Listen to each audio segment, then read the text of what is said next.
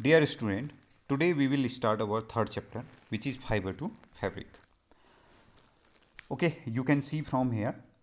Paheli and Bujo won the first prize in a science quiz competition held at their school.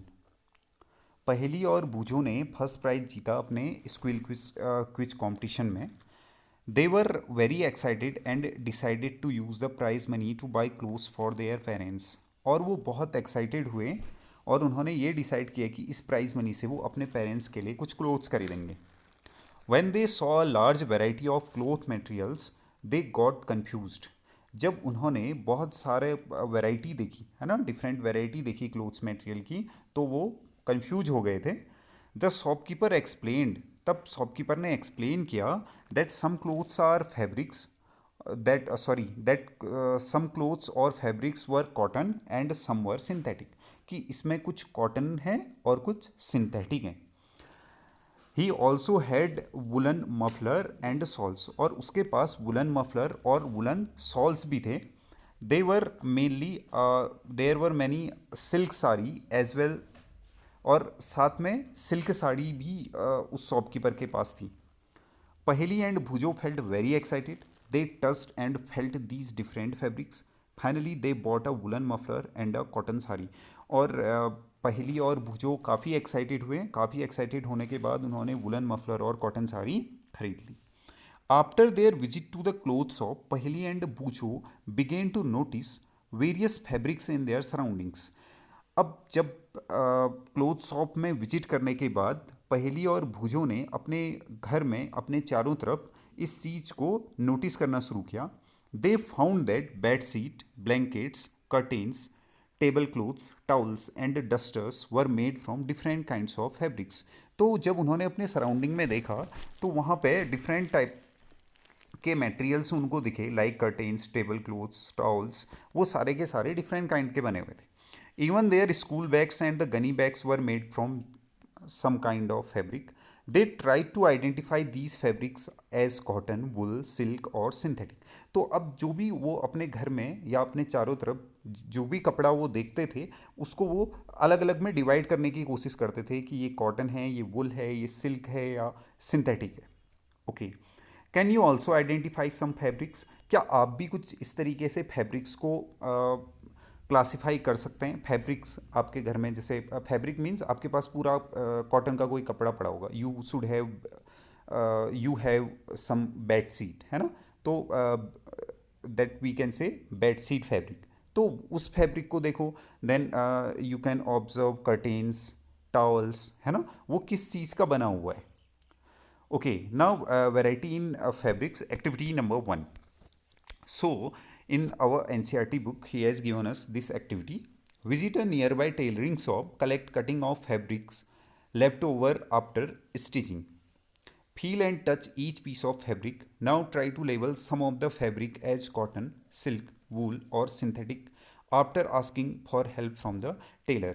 Okay, जब lockdown ख़त्म हो जाए तो उसके बाद एक टेलर शॉप में जाना है. टेलर शॉप में जाने के बाद हम लोग क्या करने वाले हैं, जो कुछ कटिंग वो काट के छोड़ देते हैं वो सारी की सारी हमने इकट्ठा करनी है. और हमने टेलर से पूछना है और टेलर से हमने बोलना है कि ये कॉटन है, सिल्क है या वुल है. ठीक है. अगर वो हमारी हेल्प करेगा it will be very good. Do you wonder what these different fabrics are made of. When you look at any fabric it seems a continuous piece. Now look at it closely. What do you notice. अगर आपके घर में इस तरीके के कोई कपड़े पड़े हुए हैं है ना, जो एक्स्ट्रा हैं, आप उसको पकड़ सकते हैं. उसको आप बहुत अच्छी तरीके से देखिए, उसको टच करिए. Then what do you feel about that, what do you notice about that. Okay. Now activity number 2. Select a piece of cotton fabric you labelled in activity 1. Okay. आपने जो भी कपड़ा कहीं से लिया हुआ है उसको आपने इकट्ठा कर लिया. देख लो आप, यहाँ पे एक क्लोथ शॉप बनी हुई है. इस तरीके से क्लोथ शॉप बनी है. आप देखोगे हर जगह डिफरेंट, कहीं पे सिल्क क्लोथ्स होंगे, कहीं पे वुलन क्लोथ्स होंगे है ना. Different different kinds of clothes are there. तो इस तरीके से डिफरेंट काइंड ऑफ क्लोथ्स होते हैं. हमने फर्स्ट एक्टिविटी में सिर्फ कहीं से उस कपड़े को लेके अपने पास रखना है, उसको ऑब्जर्व करना है, अपने हाथ से उसको टच करके फील लेना है. ओके.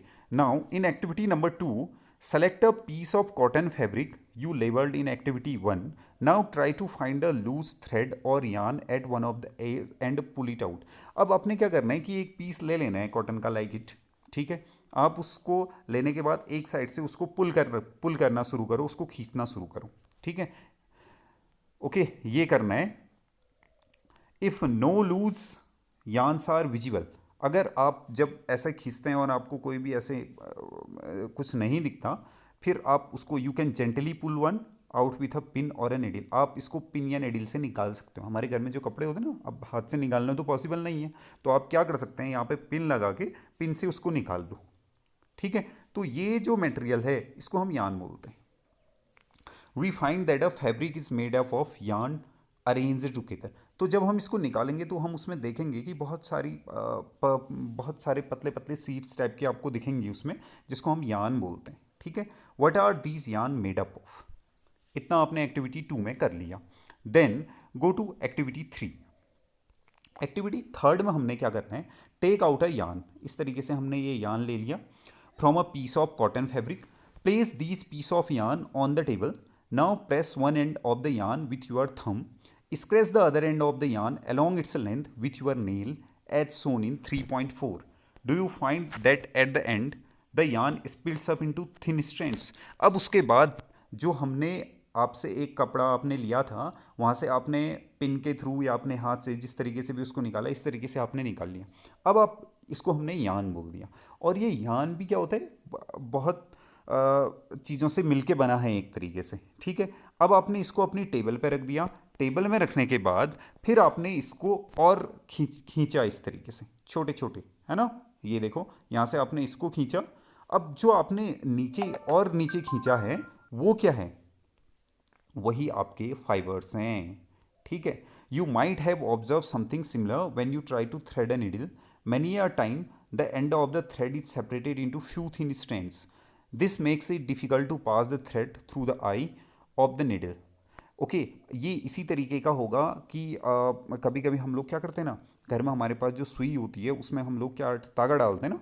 तो जब तागा डालते हैं तो होता क्या है, एक पूरा तागा नहीं जाता, एक बाहर को निकल के आ जाता है। उसी तरीके का ये कुछ है, ठीक है। और जब हम उसको अंदर डालते हैं तो सुई के अंदर डालते हैं तागे को, तो कुछ बाहर से थिन स्ट्रैंड से निकलते हैं, ठीक है। These thin strands are called fibre, ठीक है। आप दो तरीके से इसको समझ सकते हैं। So we can say one thing, fabrics are made up of yarns and yarns are further made up of fibers. This is very important thing. तो जो फैब्रिक होता है, यानी जो ये पूरा का पूरा फैब्रिक था, this is made up of yarn and this yarn is made up of small things that is called fibres, ठीक है। Fabrics are made up of yarns and yarns are further made up of fibres. Okay, now अब सबसे small चीज़ तो fibre हो गया। हमने ये observe कर लिया कि कोई भी कपड़ा अगर हम अपने घर में ले रहे हैं, कर्टेन ले रहे हैं, तो उसका सबसे छोटा पार्ट हमको क्या मिला, फाइबर मिला। अब now question arises that where does it come from, ठीक है। ये फाइबर कहाँ से आते हैं। नाउ द फाइबर और some fabric such as cotton, jute, silk and wool are obtain from plant and animals. Okay, this is very important point, you should remember this. जो ये फाइबर होते हैं, फाइबर हमको टोटल दो तरीके से मिलते हैं। कितने तरीके से मिलते हैं, दो तरीके से। एक होते हैं नेचुरल फाइबर और एक होते हैं सिंथेटिक फाइबर। हमारे पास दो तरीके से फाइबर मिलते हैं, एक को हम नेचुरल फाइबर बोलते हैं, एक को हम सिंथेटिक फाइबर बोलते हैं। जो नाम से ही लग रहा है नेचुरल फाइबर, नेचुरल मतलब जो नेचर से ही हमको मिल रहे हैं, जैसे कॉटन, जूट, सिल्क, वुल, ठीक है। These are obtain from plants and animals, so these are called natural fibres. अब इसमें भी कुछ प्लांट से मिल रहे हैं और कुछ किससे मिल रहे हैं, एनिमल से। Cotton and jute are example of fibre obtain from plants. Cotton और जो जूट होते हैं वो कहाँ से मिलते हैं हमको, प्लांट से मिलते हैं। Wool and silk fibre are obtain from animals. और जो वुल होता है और साथ में जो सिल्क फाइबर, सिल्क की साड़ियाँ बहुत फेमस हैं आजकल, तो ये सिल्क साड़ी जो भी हैं या वुल क्लोथ्स हैं, these are obtain from animals, ठीक। Wool is obtain from the fleece of sheep और गोट। आपने देखा है ना, गोट, बकरियां हो गई, भेड़ हो गई, भेड़ की जो स्लिप फ्लीस होती है ना, उसके जो बाल होते हैं, उसी को हम लोग वुल, वहीं से हमको वुल मिलता है। and it is also obtained from the hair of rabbits, yak and camels. वुल हमको कहाँ से मिल रहा है? एनिमल से मिल रहा है. एनिमल में कहाँ से मिलता है? सीप से मिल सकता है, गोट से, रैबिट, याक और कैमल से. सिल्क फाइबर कहाँ से मिलता है? सिल्क फाइबर हमको सिल्क वॉर्म से मिलता है. ठीक है, ये silk worm from the cocoon of silk worm होती हैं. ठीक है, we will discuss it later on कि सिल्क वॉर्म चाइना में सबसे पहले सिल्क वॉर्म से हमने सिल्क जो है बनाया था. ठीक, but in this class we should remember only these things that we have two types of natural fiber. First, which we are obtaining from plants, and other one is which we are obtaining from animals. Okay, in case of plants, we can say cotton and jute.